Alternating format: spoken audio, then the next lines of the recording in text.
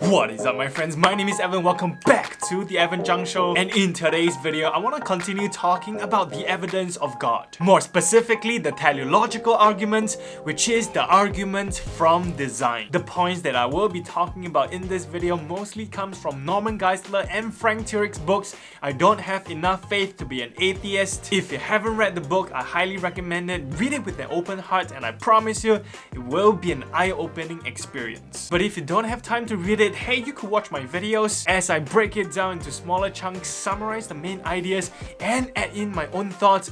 Without further ado, let's begin. The teleological argument is based on the premise that every design has a designer. The universe has highly complex design, and therefore the universe must have a designer. Now, you may have heard of the watchmaker analogy. Every watch requires a watchmaker. Imagine you walk down a street and then you found a beautiful Rolex lying on the ground. I know this is not a Rolex, but just pretend it to be for the sake of this video. So you see a Rolex lying on the ground. What would you conclude is the cause of this watch? The wind and the rain? Erosion?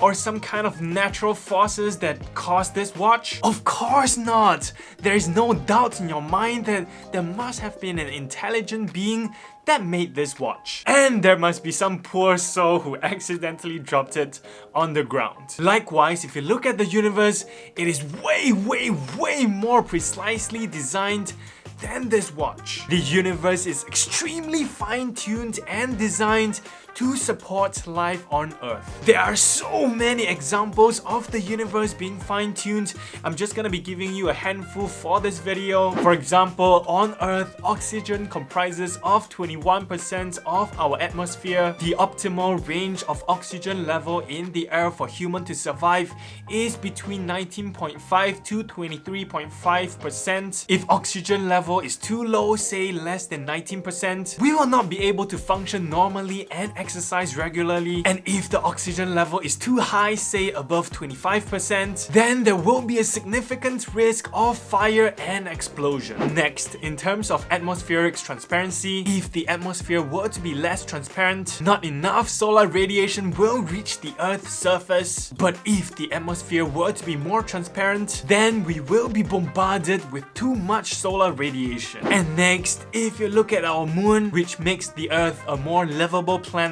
by moderating the rotation of the Earth on its axis, which leads to a relatively stable climate. If the gravitational force between the Earth and the moon is too strong, tidal effects on the ocean will be too severe. But if the gravitational force is not strong enough, orbital change will cause climate instability. In either event, life on Earth may not even be possible at all. Next, let's look at carbon dioxide CO2 level. If CO2 level is higher than what it is right now, a runaway greenhouse effect will develop and the Earth will be too hot to survive. But if the CO2 level is lower than what we have now, plants will not be able to maintain sufficient photosynthesis process, then we will not be able to have enough oxygen to breathe. Next, if you look at how our universe is constructed, how the solar system is formed, our planet happens to be at what is called the Goldilocks zone, which refers to the habitable zone around a star where the temperature is just right. Not too hot and not too cold for liquid water to exist on the planet, and for tiny bacteria to form and interact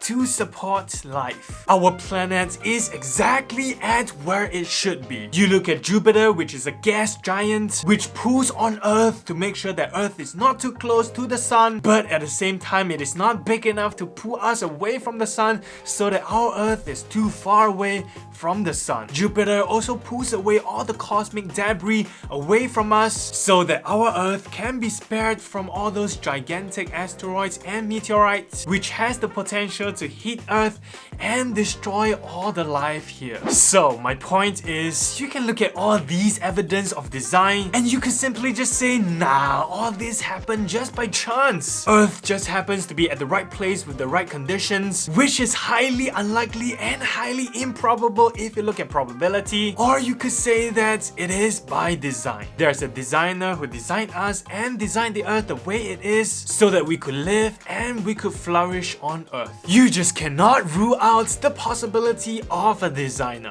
Let me share with you an example that I once heard from Michael Ramsden, a Christian apologist. Suppose that you come to my house and I turn on the kettle to make some tea and you ask me, Evan, why is the kettle boiling? And I say to you, well, it is sitting on a heat source, and through the process of conduction and convection, heat energy is transferred from the heat source to the metal plates underneath the kettle, and that heat energy is then being transferred to the water molecules, which is made up of hydrogen and oxygen atoms. As a result, the water molecules are absorbing a lot of energy and they're becoming increasingly violent and volatile. Eventually, the water molecules absorb so much energy that the temperature increases and they break free from each other and they move from a liquid to a gaseous state, which evaporates out of the kettle, and therefore you see vapor coming out of the kettle, and that is why it is boiling. Now that is a really impressive answer coming from a 12 years old science student. But at the same time, you could also come into my house and ask me, why is the kettle boiling? And I can say, because I want to make you a cup of tea. Would you like a cup of tea? Both of these explanations are true. The scientific explanation is true. The personal explanation is also true. Just because there's science behind an explanation doesn't mean that there isn't a person behind it. There's a design and there's a designer. I hope that this video can get you thinking. At least consider it.